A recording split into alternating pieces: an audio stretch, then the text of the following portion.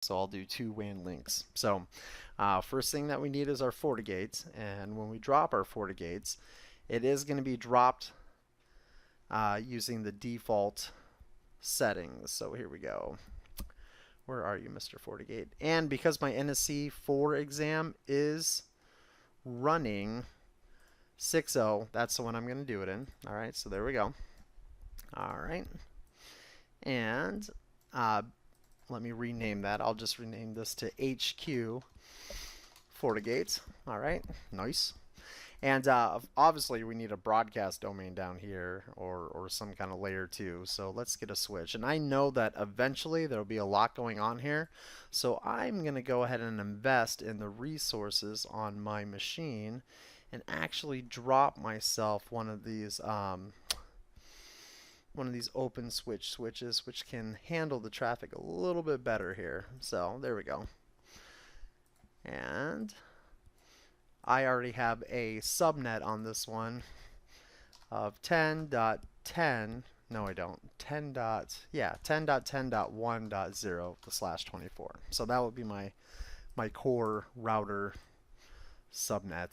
All right. So, and then I'm gonna have believe it or not, because I know for a fact I'm gonna do SD-WAN stuff later. So I'm actually gonna start on port 6 for my LAN. Isn't that crazy? Yeah, good times. So, and there we go. And then I'll just plug in this guy here. Plug in this guy here. Good times. All right. Nice.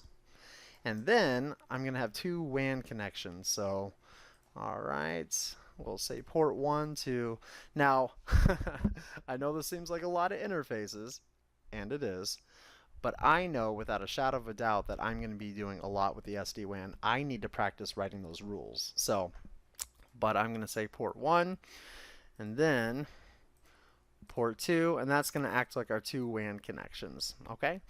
Yeah, all right, there we go. Not too bad itself. So let's go ahead and fire up both this switch here and also the FortiGate, and we'll let that post. So it'll just take a moment. So while that's booting up here, let's go ahead and talk what else I'm going to do.